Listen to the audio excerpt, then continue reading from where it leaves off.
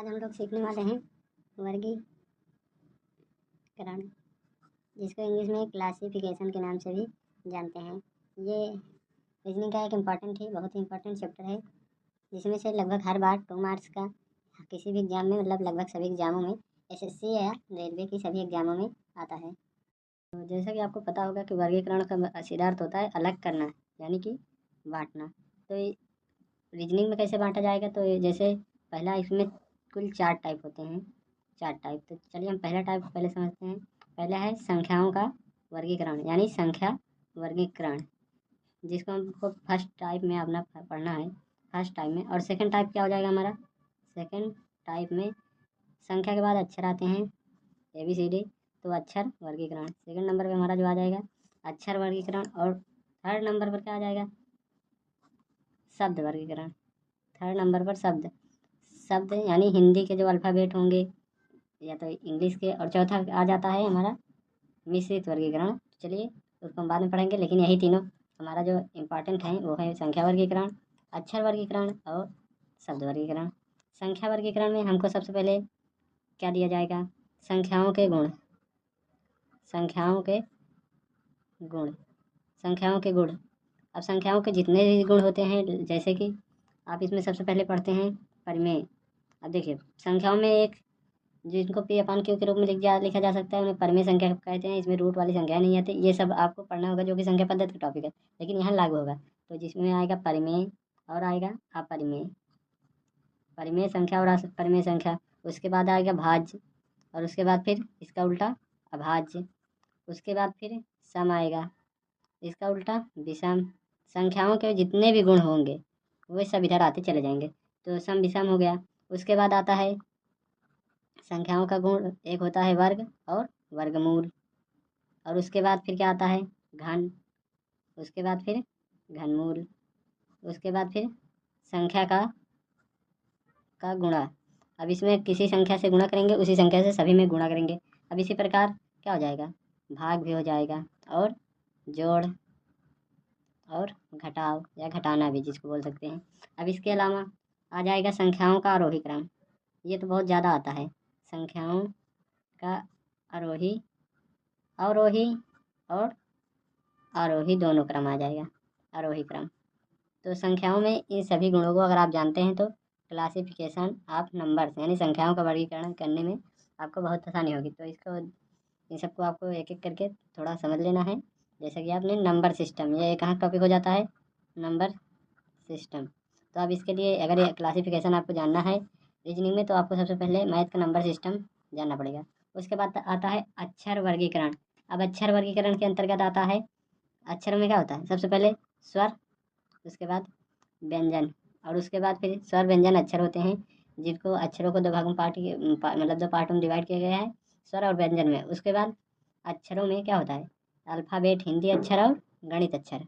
हिंदी अक्षर मतलब हिंदी अक्षर और इंग्लिश अक्षर, जिनको 2 पार्टों में डिवाइड किया गया है, हिंदी और अंग्रेजी।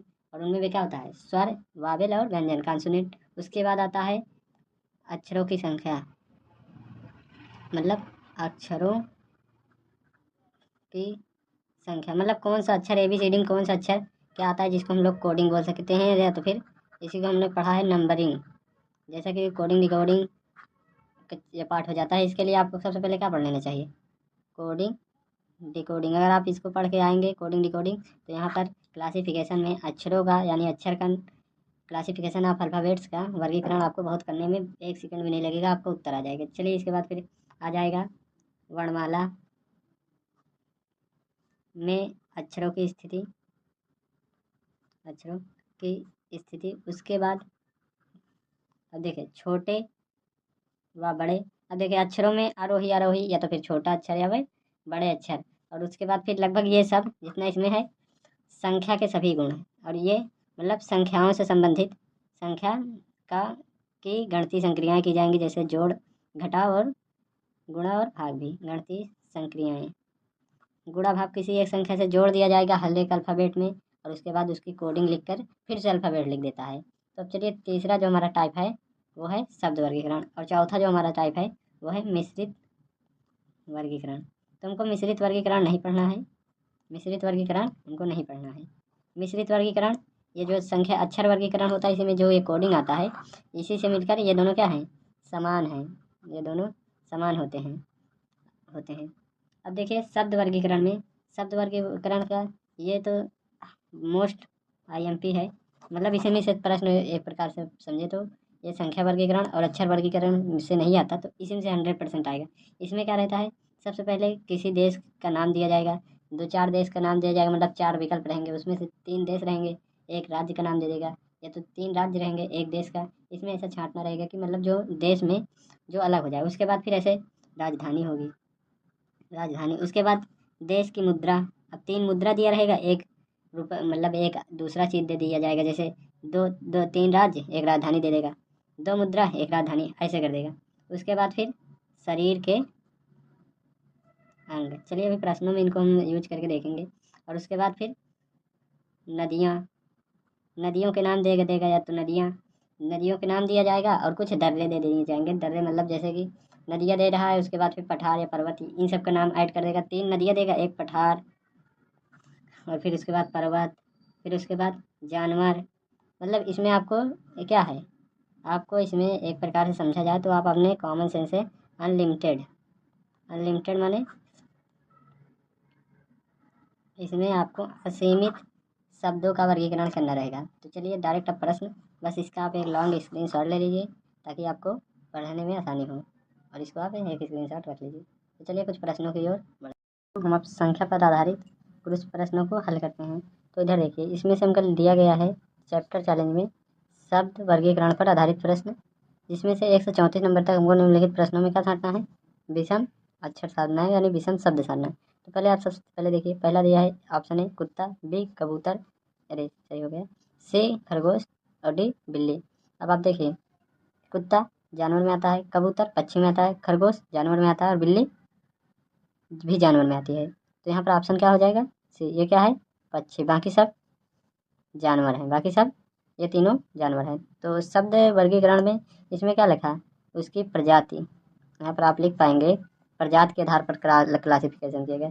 अब सेकंड क्वेश्चन है, ऑप्शन ए नाक, ऑप्शन बी यकृत, जिसको हम इंग्लिश में लीवर भी बोल सकते हैं, और ऑप्शन सी हृदय, ऑप्शन डी फेफड़े। अब देखिए, नाक से सांस लेते हैं जो कि एक बाहरी अंग है, और यकृत जिसमें से पित्तरस बनता है, उसके बाद हृदय जो रक्त को पंप करता है, और फेफड़े जो अंदर होता है, यानी कि ये सब आंतरिक भाग हैं, और ये क्या है, बाह्य अंग।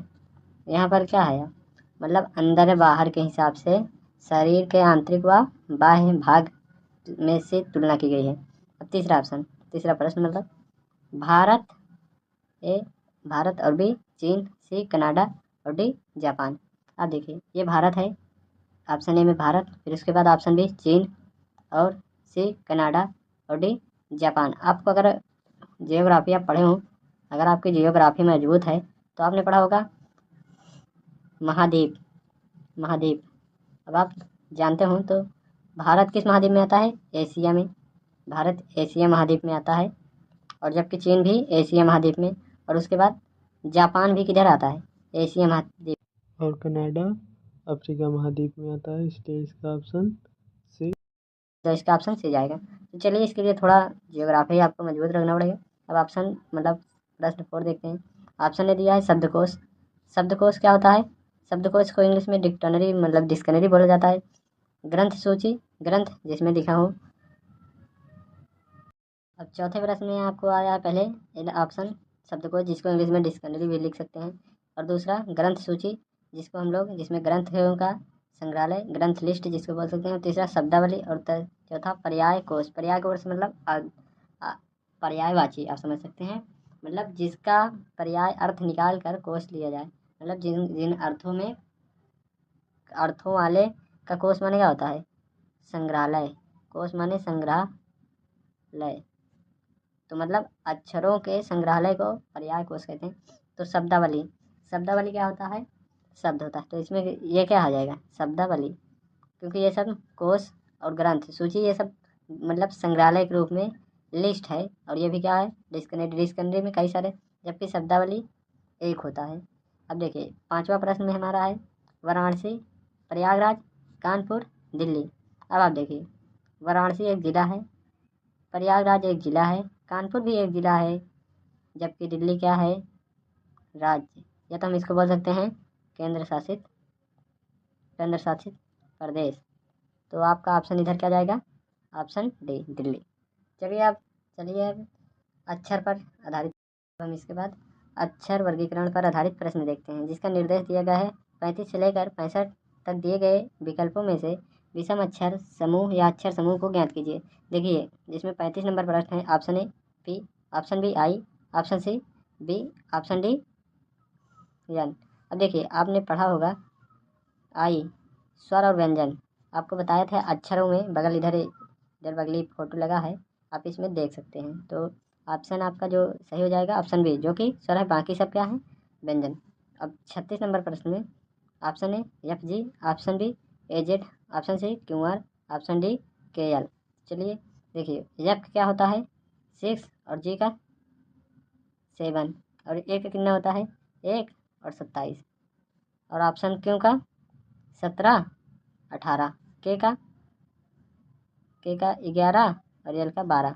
देखिए, ये सब बढ़ रहे हैं, जबकि ये जेड से 1 के ऊपर आ रहा है, तो यही क्या हो जाएगा, मतलब गलत होगा, तो यही क्या हो जाएगा, विषम में सही हो जाएगा। मतलब अब 37 नंबर में है O Q X, option B W C, option C P W, option D F M. सबसे पहले हम इसकी क्यू का 17 होता है और एक्स का 24, डब्ल्यू का, बी का 22, डब्ल्यू का 23, डब्ल्यू यू बी, डब्ल्यू का 21 हो जाएगा। हमारा जो मिश्रित वर्गीकरण पर आधारित प्रश्न है, जिसमें हमको 97 से 101 तक दिए गए विकल्पों में से विषम अक्षर संख्या को, अब देखिए इसमें अक्षर संख्या का वर्गीकरण मतलब दोनों को मिला दिया है, पहले शब्द वर्गीकरण, फिर अक्षर का वर्गीकरण, फिर संख्या का वर्गीकरण, लेकिन इसमें अक्षर और संख्या यानी शब्द वर्गीकरण को छोड़कर दोनों को सम्मिलित रूप को ही मिश्रित वर्गीकरण कहा गया है। तो चलिए हम पहले 97 का प्रश्न, मतलब 97 प्रश्न देखते हैं। इसमें का ए विकल्प है ए जिक्कल 12, पी जिक्कल 16, सी जिक्कल मतलब सी बराबर यू 21 और डी बराबर एम 13। अब आप ए का कोऑर्डिनेट अगर आप कोडिंग देखें तो 1 होता है, पी का 16 होता है और यू का 21 होता है और एम का जो कि 13, और ये सब उन्हीं के बगल ये सब गिनती दी हुई हैं, लेकिन इसमें क्या क्या है 12 दे दिया है, तो ऑप्शन यही विषम होगा, यही गलत होगा, तो इसी को हमको छाँट कर दिखाना है।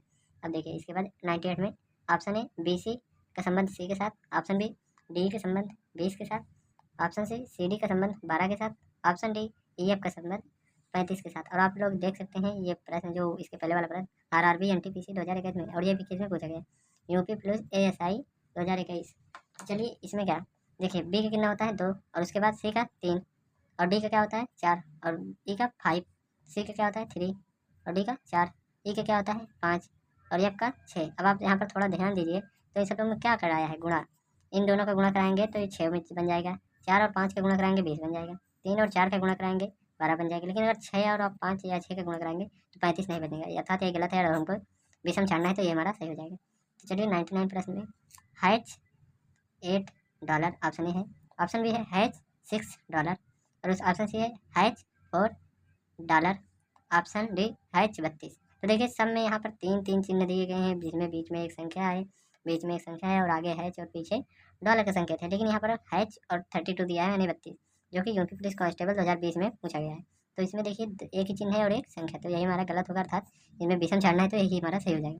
चलिए अब 100 नंबर प्रश्न में देखते हैं। ए ऑप्शन ए दिया है ए हैच एम, ए का आप अगर कोऑर्डिनेट देखें तो 1 और 13, बी के क्या मतलब बी में दिया है यल 12 और हैच पी दिया है पी का 16, 12 4 16 और 1 और 13 दिया है। अब देखिए सी का सी इक्वल यू कितना होता है 21 और वाई का 25, 21 और 25 दिया है। डी देखिए हैच के कितने नंबर पे होता है 11 नंबर पे, और के जे के मतलब के 11 जे 10, देखिए 10 11 10 और देखिए बाकी इन दोनों में कितने का अंतर है 4 का अंतर है, इसमें भी 4 का अंतर है और इसमें, तो देखिए ये तो भी नियम फॉलो कर ले रहा है, मतलब बीच में है 6 और इस इधर भी जे के, तो यही क्या हो जाएगा हमारा सही। बाकी ये देखिए 1 है और 13, तो मतलब इसमें के बीच में क्या है 4 3 12 गिनती का अंतर है, जो कि 4 में आ जाएगी, लेकिन ये है आगे लगा दिया है। इसका अगर आप संबंध समझे तो इसका अगर हम गुणा कराएंगे तो हो सकता है यहाँ पर, अगर हम कोई संख्या लेकर गुणा मल्टीपल करेंगे, लेकिन यहाँ पर संभव ही नहीं है, तो ऑप्शन डी चला जाएगा। और इसके बाद 101 नंबर प्रश्न में दिया है RED option A red 7%, yellow 6 and और option C pink 4 H the rate, option D green 5 star. तो आप लोग इधर देखिए, इसमें 3 अंक है, मतलब 3 अक्षर है। तो इसमें हमारा देखिए 3 है, इसमें 7 किया है। इसमें 3 अक्षर है, 3 है 7 किया है। इसमें देखिए 6 अक्षर है, 6 किया है, ये सही है। इसमें देखिए 5 है, 5 किया है। और इसमें देखिए 4 है, 4 किया। तो इसमें देखिए 3 है, 3 अक्षर है, मतलब 3 अल्फ़ाबेट है और 7 लिखा है। तो यही हमारा क्या हो जाएगा, गलत। और जिसको हमको विषम छाड़ना है तो यही हमारा ऑप्शन ए सही जाएगा। तो वीडियो यहीं तक थी, इसके बाद सेकंड टॉपिक कल आएगा।